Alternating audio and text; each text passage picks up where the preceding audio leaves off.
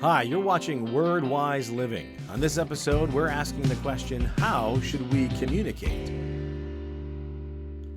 Communication is crucial for healthy relationships, whether in marriage or family, friendships, in the workplace, or in the church.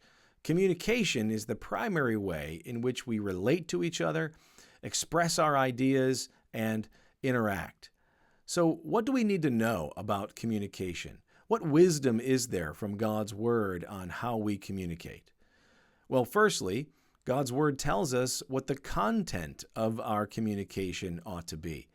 In Ephesians 4:29, it says, "Do not let any unwholesome talk come out of your mouths, but only what is helpful for building others up, that it might benefit those who listen." Now consider what this verse says. It says, "Do not let any unwholesome talk come out of your mouths." It doesn't say, try not to let too much unwholesome talk out of your mouths. No, it says, do not let any. Unwholesome or corrupting talk is speech that attacks or tears down a person, criticizes or belittles. It is speech that is unhelpful, ungodly, and unkind. Unwholesome or corrupting talk is talk that is anything that is untrue or unloving. Now, that doesn't mean that we can never say anything critical or corrective, but it must be done in love. Earlier in this same chapter, in this letter, the Apostle Paul instructs people to speak the truth in love. Now, further, in this verse that we're looking at, Ephesians 4:29, we are told to only use words that build up and benefit those who hear it. Again, note the instruction, but only. It doesn't say mostly or generally, but it says only what is helpful for building others up, that it might benefit those who listen.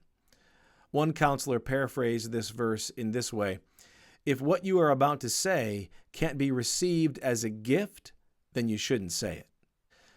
Consider for a moment, beyond any practical tips about communication or tricks or techniques for more effective communication, if just the content of your communication was in accordance with God's Word, even if you were ineffective in your communication, but the content was not letting any unwholesome talk come out of your mouths, but only what is helpful for building others up to their benefit. What kind of impact might that have in your relationships, in your marriage, in your family, in your friendships, at your workplace, in your church? If we could just get the content of our communication to be in accordance with God's Word. Well, first of all, this requires that our communication be intentional. We cannot be careless about the words that we speak. We must not simply be reactionary in our communication. Even when responding to someone, we must be thoughtful and we must choose our responses to make sure that no unwholesome talk comes out of our mouths, and only what is helpful for building others up. So that means that we ought to use kind words, and of course we ought to be honest. We ought to express appreciation and gratitude. Offer compliments. Don't react in self-defense. Sometimes it means not saying more, but saying less. Sometimes it means saying nothing. Avoid complaining, avoid criticism, and avoid sarcasm. Yes, sarcasm. Sarcasm has very little profit in relationships, especially if the other person does not see the humor in it and is not receiving it as sarcasm. Do not attempt to use sarcasm as any type of way to communicate anything serious or even with a hint of truth in it. But as we think about this, as we think about what it would take to change the content of our communication, it seems hard, impossible almost. Well, we cannot do it without also understanding the source of our communication. The late Lou Priolo, author and biblical counselor, offers an illustration on the source of our communication in his book, The Complete Husband. and I want to share it with you. He tells of a time when a couple came in for counseling. They were attempting to resolve a conflict, and shortly after they began, the wife made a very sarcastic, a very cutting comment to her husband. As the counselor, he stopped them and said to her, "Your words weren't very honoring to your husband just then. Would you like to try that again?" The counselor took what he thought she was attempting to say and worded it in a much more gracious way. "Try saying this," he said, and then gave her the words to say to her husband.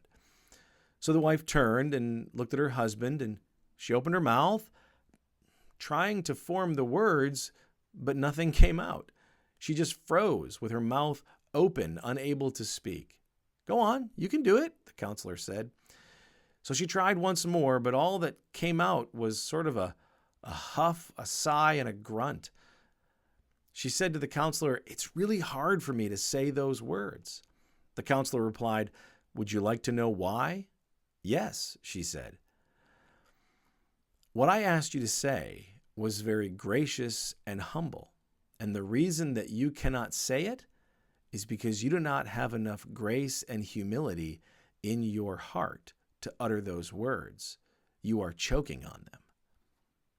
This is a great illustration of Jesus' words in Luke 6:45, where he says, "A good man brings good things out of the good stored up in his heart, and an evil man brings evil things out of the evil stored up in his heart.